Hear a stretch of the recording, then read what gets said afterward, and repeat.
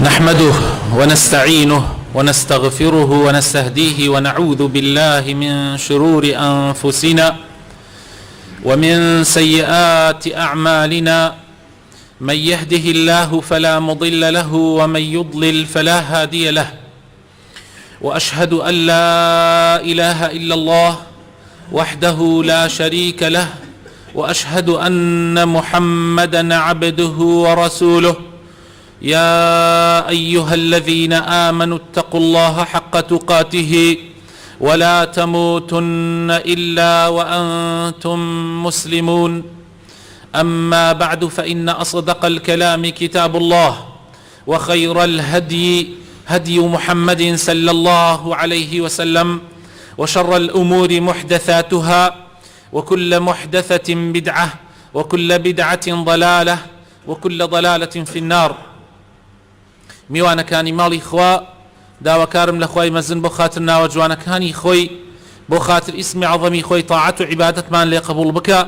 خوای تەعالا ڕەحمەت و بەرەکەتی خۆیمان لێ نەگرێتەوە. خوای تەعالا گرانی و قات و قڕی لەسەر وڵاتمان لابا و لە هەروەها لەسەر هەموو وڵاتانی تری ئیسلامیش.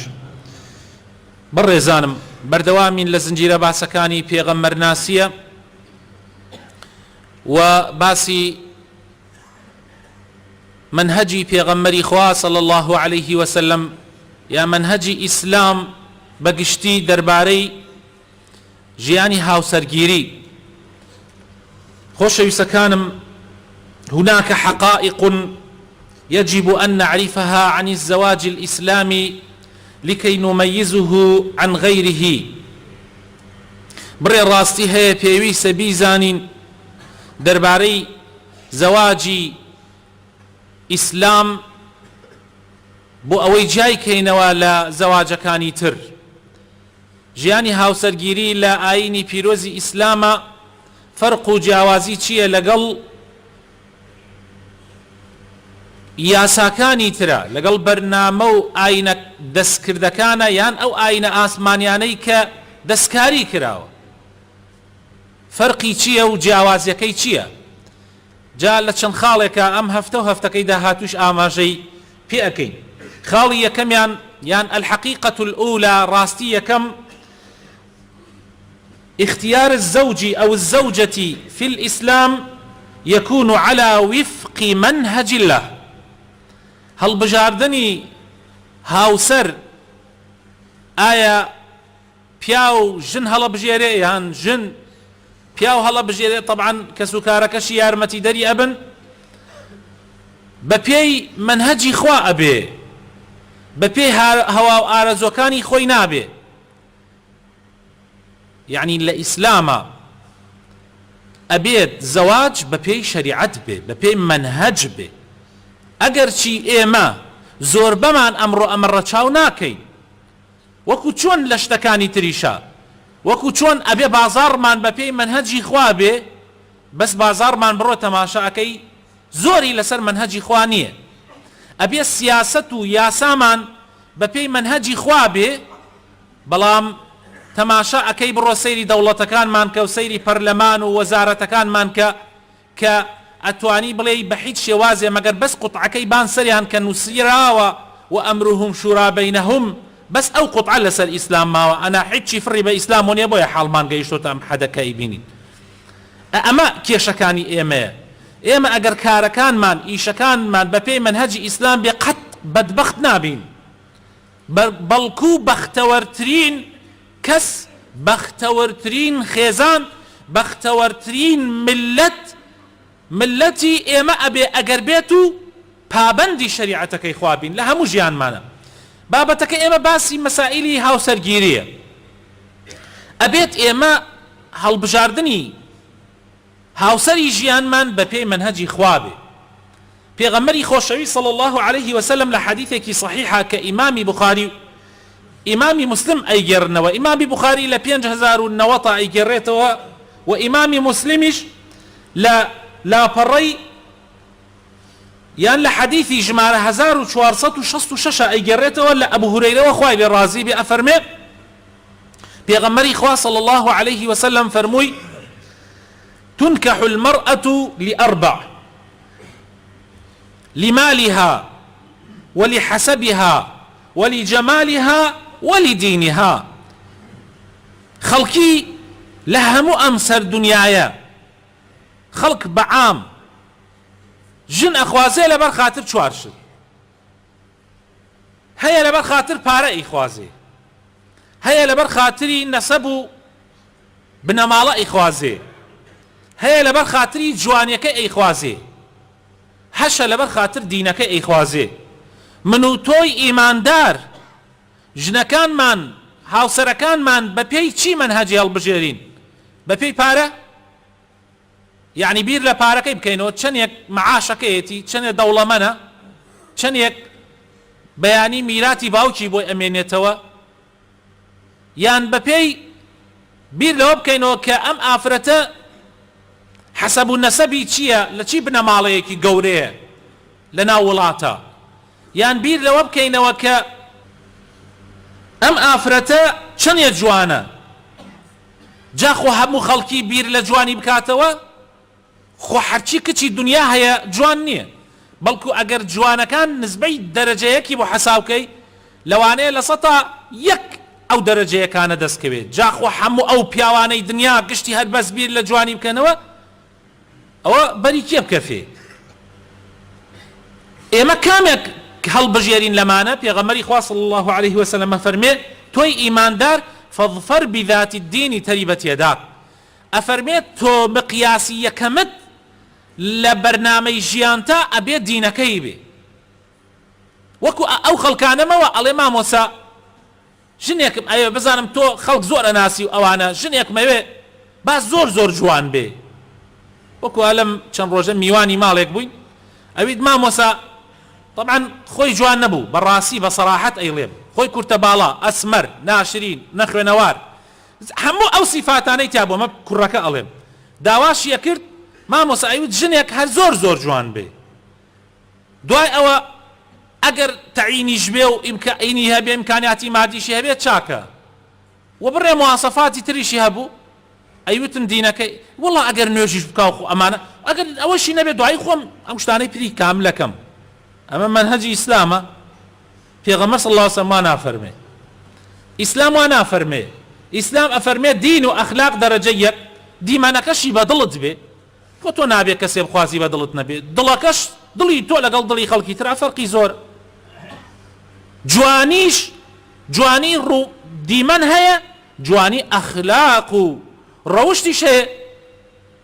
پارەش خوای گەورە کەفالەتی کردووە، یارمەتی دەرتانە. حەسەب و نەسەبیش گشتمان حەسەبمان بۆ یەک زەلامە گەڕێتەوە کە ئادەمە، ئادەمیش لە خۆڵە، کەوابوو هەرچی مرۆڤ لەسەر زەویە ئادەمیە، یعنی گشتمان ئادەمین، ئادەمیش لە خۆڵە، ئیتر ئەوەکانی تر گشتی خۆتە خەڵەتین. تەواو. ئەمە هەڵبژاردننی ژن، ئەی هەڵبژاردننی پیاو، باوکان، دایکان، کچە جوانەکانم، خوشکە بە ڕێزەکانم، چی کەسێک هەڵەبژێرن بۆ هاوسەری ژیانتان، بۆ هاوسەری کچەکانتان، بۆ هاوسەری خوشکەکانتان. پێغەمبەری خوا صلی الله عليه وسلم لە حەدیثێکە کە ئیمامی ترمذی ئەیگێڕێتەوە ژمارە 1084 و هەروەها ئیمامی ئیبن ماجە لە ژمارە 1967 و کۆمەڵێکی تر لە زانایانیشمان حەدیثەکە لە پێغەمبەری خواوە ئەیگێڕنەوە هەر لە هەمان سەحابە کە ئەبوو هورەیرە خوای لێ ڕازی بێ. ئەفەرمێ پێغەمبەری خوا صلی الله عليه وسلم فەرمووی بە چەند ڕیوایەت هاتووە، من چەند جارێ ڕیوایەتەکانی تریشم بۆتان باس کردو، بەس ئەمە هەفتە ڕیوایەتەکەی ترتان بۆ باسەکەم. إذا خطب إليكم من ترضون دينه وخلوقه فزوجوه إلا تفعلوا تكن فتنة في الأرض وفساد عريض. پێغەمبەر صلی الله عليه وسلم بەرنامەیەک دانا بۆ منی باوک، بۆ تۆی باوک، بۆ خوشکە بەڕێزەکانم کە دایکن، بۆ کچە بەڕێزەکانم کە ئەیانوێ ژیانی هاوسەرەتی دینکەن. چی کەسێک هەڵەبژێرن بە هاوسەری ژیانیان؟ خاوەنی سەیارە ئاخر مۆدێلەکان، خاوەنی کۆشک و تەلارەکان، خاوەنی وەزیفە بەرزەکان. نەوەڵڵا پێغەمبەر صلی الله علیه وسلم ئەمانە لای پێغەمبەری خوا چکوڵێ ناهێنێ، لای پێغەمبەری خوا ئەمانە چکوڵێ ناهێنێ، حەسابیشی بۆ نەکردووە. و ئیسلام حەساب بۆ ئەو شتانە هەر ناکات، چونکە دەوڵەمەندەکان بەیانی فەقیرە بن، فەقیرەکانش بەیانی دەوڵەمەندە بن، ئەوە لای خوایە. پێغەمبەری خوا صلی الله علیه و سلم فەرمێ إذا جاءكم من ترضون،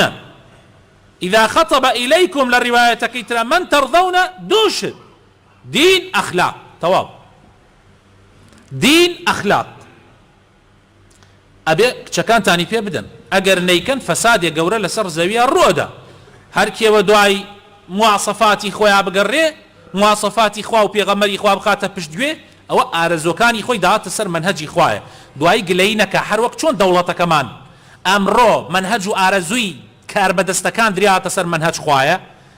هی هەوەیە حاڵمان گەیشتۆتە ئەم حەدە دوکاندارەکانیشمان وایە تاجرەکانیشمان وایە بۆیە حاڵمان ئاوای بەسەرا هاتووە.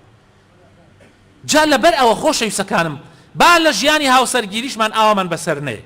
تۆ خۆت بۆ خۆت کە ناتوانی دەسڵات بگۆڕی، کە ناتوانی پەرلەمان بگۆڕی، کە ناتوانی بازار بگۆڕی، ئەتوانی خۆت لە ناو ژن و مناڵەکەتە مسڵمانانە معاملە بکەیت. ئەوەت في ئەکرێ لەسەر ئەمە خوا محاسبەتەکە وەلەو لەسەر ئەوەکانیش خوا محاسبەتانەکە لەسەر ئەوەکانیش چونکە ئەو پەنجەی دەستە شایەتی ئەدە. لەبەر ئەوە خۆشەویستەکانم ئاگامان لە خۆمان بێ. الحقيقة الثانية راستي دهم الله بين الزوجين في العلاقات الزوجية في الإسلام. لإسلام خواها لبيني هەردوو لایە، یعنی لەبین ژن و پیاو خوا هەیە، ئەڵڵا هەیە، بە پێی ئەڵڵا بە پێی شەریعەتەکەی ئەڵڵا جوولەکانەکرێ، ترسی خوا زاڵە بەسەر شتەکانە، تەنانەت ئەگەر حتا ژیانەکەش هەڵوەشێتەوە، ژیانێکی هاوسەرگیری هەڵوەشێتەوە، ئەگەر مسلمانانە هەڵی وەشێنیتەوە خوای تەعالا دوای ئەوە ئەفەرمێ ولا تنسوا الفضل بينكم، يعني ژن و پیاوە لە یەک جیا ئەبنەوە خوا ئەفەرمێ لەبیرتانیش نەچێت کە ئێوە فەزڵی تریش ها لە بەینتانە، تەنها مەسەلەی ژنەکە نییە ئەیسە دوو ژن و پیاوە بێ کۆنەیان کرا هەرکی ئەچێتە ماڵی خۆی، بەڵام خزمایەتیەکە تێک مەدەن، ژیانەکە تێک مەدەن، ها سەیر منهەجی خواکەن، یعنی ترس لە خوا زاڵە لەسەر هەموو مەوزوعەکانە. ئەمە لە ئیسلاما نییە ژن و پیاوێک گەیشتنە یەکتری بە یەک جا دوو عەشر دەگا بە یەکتری، ئەگەر ژن و پیاوەکە لە یەک جا بنەوە دوو عەشرە بن بە دوژمنی یەکتری، ئەمە شتی وان نییە لە ئیسلامە. کچ و کوڕێ بە یەکۆ کریان لەسەر دینی خوا و لەسەر معروف و ڕێکوپێکی و شریعەتی خوا بە یەکۆ توانیان ژیان بۆنە سەر فخەیر عەلا خەیر، زۆر باشە، نور عەلا نور، خێزانێکی مسلمان زیادەکە، هەموومان دوعای خێریان بۆ بکەین. بەڵام ئەگەر ئەم کچ و کوڕە دوای ئەوەی کە گەیشتنە یەکتری سەیرمان کرد ناگونجێن لەگەڵ یەکتریە، نایان کرێ لەگەڵ یەکتریە، کێشە دروست ئەبێ، ئەبنە مای ئەوەی ئەمیش بەدبەختەوەی ئەویش بەدبەختە بێ. بۆیە شریعەتی ئیسلام ڕێگا تاڵەکەی داناوە، حەڵاڵە تاڵەکە، ئەو حەڵاڵەی کە تاڵە بەس حەڵاڵیشە. مەسەلەی تەلاق و لە یەک جیابوونەوە دوای مەحاولاتێکی زۆر لە یەک جیا ئەکرێنەوە، بەڵام ئەویش لەسەر شریعەتی خوا. دوو کەسن هەرکی ئەچێتە ماڵی خۆی دانشێ و مافی یەکتری ئەدەن و ڕێزیش لە یەکتری ئەگیرێ و عایلەکانیشیان لەگەڵ یەکە نابێت یەک بچن و چونکە ئێمە ویستمان چاکە بکەین کە نەکریا بە هەرکێ بڕات و ماڵی خۆی ئیتر خراپە ناکەین. ئەمە شریعەتەکەی خوا ئاوایە، ئەیان گەیەنێتە یەکتری لەسەر ترس لە خوا. بۆیە برا بەڕێزەکانم پێغەمبەری خۆشەوی صلی الله علیه و سلم لە حەدیثەکە کە ئیمامی مسلم ئەیگەڕێتەوە ئەفەرمێ دەربارەی پیاوی ئیماندار، ئەفەرمێ پیاوی ئیماندار ئەو پیاوەیە ئین ئەحەبە زەوجەتەه حەفیظەها وئین کەریهەها لەم یەبخەس حەقەها. ها سەیرکەن شت لەسەر بەرنامەی خوا بێ زۆر جیاوازە لەگەڵ بەرنامە دەستکردە دنیایەکان، وا ئێمە خۆمان ئارەزوی خۆمانی تیازاڵە. ئەفەرمێ پیاوی مسلمان ئەگەر ژنەکەی خۆشگەرەک بێ ئەی پارێزێ وەکو چاوی، وەکو چاوی ئەی پارێزێ، ئەی ئەگەر نەگونجیان بەیەکەوە ئەم ژن و پیاوە نەگونجیان حەزیان لە یەکتری ناکرد، ئەفەرمێ حەقەکە و مافەکەی داگیر ناکە، بەڵکو حەقەکەی زۆر بە جوانی ئەدا ئەکا و هەرکی حەقی خۆی وەرەگرێت و ئەڕواتە ماڵی خۆی. ئەبوو هورەیرە خوای لێ ڕازی بێ لە حەدیثێکی ترا کە پێغەمبەری خوا صلی الله عليه وسلم لە پێغەمبەری خوا ئەفەرمێ، پێغەمبەری خوا فەرمووی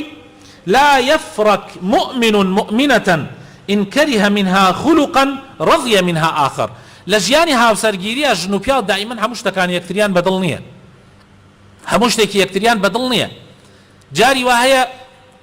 شتێکی یەکتریان زۆر بەدڵە، جاری وایە شتی یەکتریان بەدڵ نییە. پێغەمبەری خوا صلی الله علیه وسلم بەرنامەیەک دانا بۆ ناو خانەوادەکانمان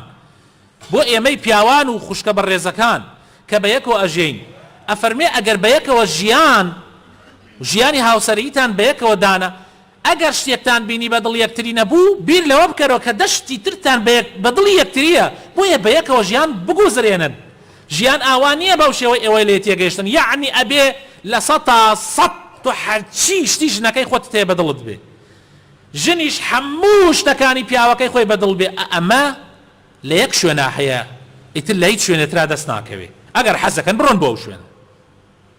ئەگەر تۆ حەزەکەی ژنێکت دەستکەوێ لە 100 بێعیب بێ ئەگەر ژنیش حەزەکە پیاوێکی دەستکەوێ لە 100 بێعیب بێ لە یەک شوێن دەسەکەوێ ئەویش لە بەهەشتا هەیە لە بەهەشتا پیاوەکان بێعیبن ژنەکانیش بێعیبن لە دنیا پیاوی بێعیب نییە ژنی بێعیبیش نییە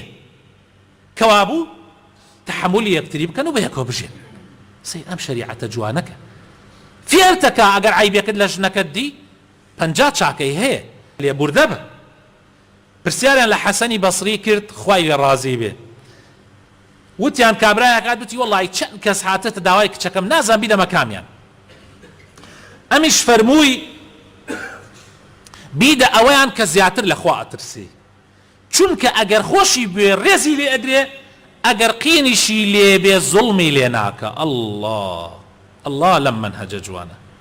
ئینسانی لە خواترس ئینسانی ئیماندار ئەگەر ژنەکەی خۆی خۆش بێ ئەو پەڕی ڕێزی لێکرێ وەکو چای خۆی ئەیپارێزێ بەڵام ئەگەر خۆ نەشیکرا لەگەڵ یا زوڵمی لێ ناکە ناڕوا تەعدای لێ بکە ناڕوا زوڵمی لێ بکە ئەی ئەو پیاوانەی کەوا زۆر زوڵم لە ژنەکانیانەکەن چین مسلمان نین بەڵێ لەوانەیە مسلمان بن بەڵام ئەو ئیماندارە متەقیە نین کە پێغەمەری خوا صلی الله علیه وسلم ئەفەرمووی زەلامەیە شایەتمانە تێرێ لەوانەیە نوێژیش بکە لەوانەیە بێ بۆ مزگەوتیش بەڵام بڕۆ بازار دزیەکە غەشەکە فێڵەکە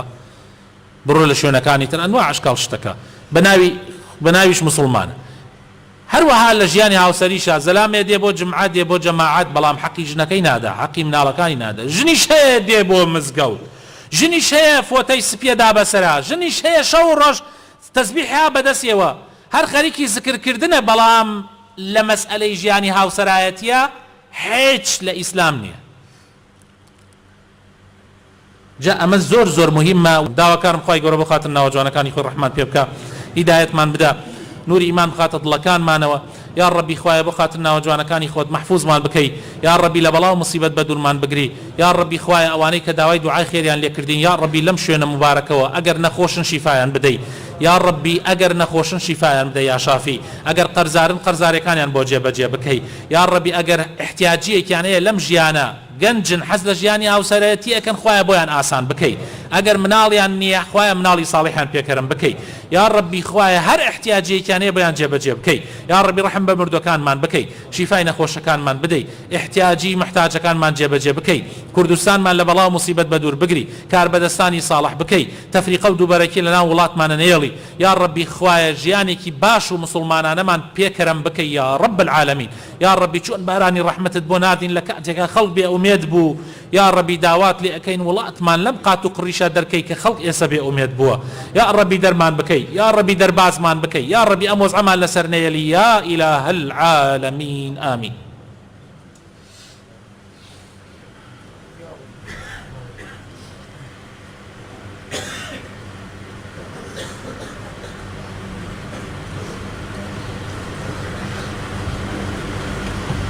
آمين آمين الحمد لله والصلاة والسلام على سيدنا محمد وآله وصحبه ومن والاه يا أيها الذين آمنوا اتقوا الله ولتنظر نفس ما قدمت لغد واتقوا الله إن الله خبير بما تعملون الحقيقة الثالثة حقيقي سيم خوش يسكانم لإسلام زواج إسلام لقل زواج كان ترى بيت الزوجية لإسلام مؤسسة ولا بد لها من قائد لإسلام إما مال أو شوێنەی جنو پیاوێ دروستیەکەن ئێمە لەلای ئێمە مؤسسەیەکە لە ئیسلامە زۆر شتێکی پیرۆز و مبارەکە بۆیە پێویستی بە سەرکردەیەک هەیە پێویستی بە سەرۆکێک هەیە لە ئیسلامە ئەو سەرکردایەتی ئەو مؤسسەیە مدیر و بەڕێوەبەری ئەو مؤسسەیە ئەگەر پیاو مابێ ئەدرێتە دەستی پیاوەکە ئەگەر پیاو مابێ ئەدرێتە دەستی پیاوەکە ئەگەر پیاوەکەش نەمابێ ئەوە خێزانەکەی هەڵەسێ پێی خێزانەکەشی لەو ماڵە جێگرێتی خێزانەکەشی لەو ماڵە جێگری ئەو مؤسسەیە لەوانەیە ئێستا ئەلەیرە هەنێ کەس هەنێ نەفس نزم هەنی ئەوانەی کە ئەگەڕێن ڕەخنە لە دینی خوا بگرن ئەڵێن لە ئیسلامە زانم خوا فەزلی پیاویدا یعنی قەزدیان ئیسلامە ئەوان باوەڕیان بە دینی خوا نییە ئەوە تا فەزلی پیاویدا بەسەر ئافرەتە ئەوە تا لە قورئانیشا خوای تەعالا لە سورەتی نیساء ئەفەرمێ الرجال قوامون على النساء بما فضل الله بعضهم على بعض وبما أنفقوا أو تاخوا أفرمي پیاوان بالا دستن بسر آفرتانا أم آية طبعا أنواع تفسير يكن بلام أم آية تفسير كي بوشي ونيه أوانا بهلاياتون أوانا قمانا بيسكانيان برامبر بخوا وبيغمري خوا واي بيان كردو تشايواني كوير كردو لإسلاما أم آية معناه أونية كاتي أخوي تعالى أفرمي خوا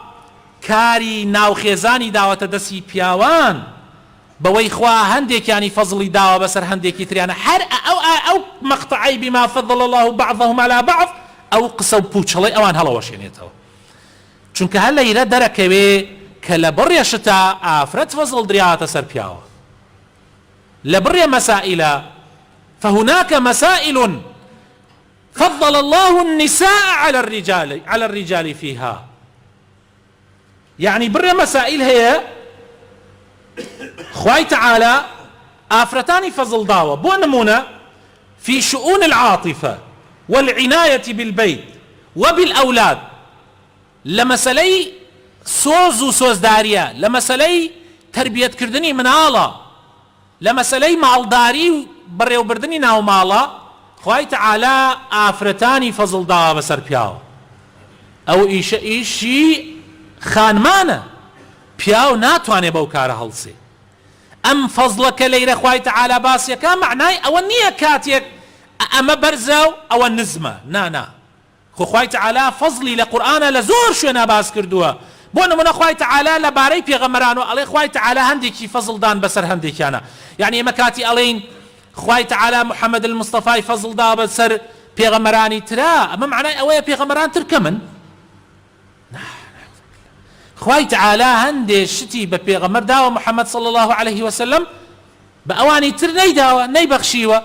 وأوانيش كمنين أوانيش هني صفاتي انتيايا كفضل دراون بسر بيغمركاني ترى بلام لبريك مسائلة لبريك خواهي تعالى بري صفاتي بكسيك داوى بون من مقام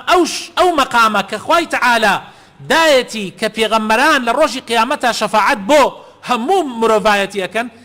يكيان هل أسي شفاعتي قورأك أو شفاعة المحمودة خواب محمد دايتي صلى الله عليه وسلم وبيغمراني تريش كمنين خلق أتشنا لاي آدم أفرمي من أو بمن ندراو أتشنا لاي نوح أفرمي أو بمن ندراو أتشنا لاي إبراهيم أفرمي أو بمن ندراو أتشنا لاي موسى وعيسى أفرمي أو بمن ندراو بچنا لاي محمد أو دراوة محمد يعني إيسا بونمونا من بونمونا ليرا وتار بو إيوادا معناه أويا من لإيوا بفضل دار تربنا والله ليرا من وتارك أركو تكليف أخراوة سرشاني من ليرا وتار دم بس لو أنا تياتانا هبي زور لمن زانات تربي زور لمن قصة زان تربي زور لمن لأخوات تربي بلان دانشتو قويش أقري ولا كاتيكي تريشا دواي لو أنا دا صالي تر من ليرا دانشمو تلبيكي من ليراك وقصبكاو لو أنا من لتلبكم عالم تربم زانات تربم بلان من دانشتو أو قصاك أوه دنيا أم تقسيمات أنا مسألة أم فضل ليرا بمعنى ينية وأو نفهمانتي قواتي قيشتون ئێمە بەرنامەی ژیان خوای گەورە وا دایناوە ئەبێت یەک سەرکردە بێت جا ئەو سەرکردەیە لەبین ژن و پیاوە خوای تەعالە ئەوەی داوە بە پیاو لە بەرەوی پیاو لە بڕێک لاوە خوای تەعالە فەزڵی داوە لە بڕێ شتە ئیمکانیاتێکی مەسەلەن توانای سەبرێکی زیاتری هەیە یعنی بڕێ شت وەکو وتمان تەوزیع کراوە هەندێکی بە پیاو دراوە هەندێکی بە ژن دراوە ئەمەش معنای ئەوە نییە کە پیاو چونکە خوای تەعالە لە قورئانە حتى حقي آفرتي بيشي بحقي بياو خستوه أو تاخواي تعالى لسورة بقرة أفرمي ولهن مثل الذي عليهن بالمعروف يعني حتى جن ولهن جني بيش خستوه جنان حقيان هاي بسر بياوان وكو چون بياوان حقيان هاي بسر جنان وكيك بلام ليرة سر كردايتي مالك عبدس بياوكو وجنك جيقريتي معناه كميجنك النية داواکارم خوای گەورە ئیسلاحی هەموو لایەکمان بکە. إن الله وملائكته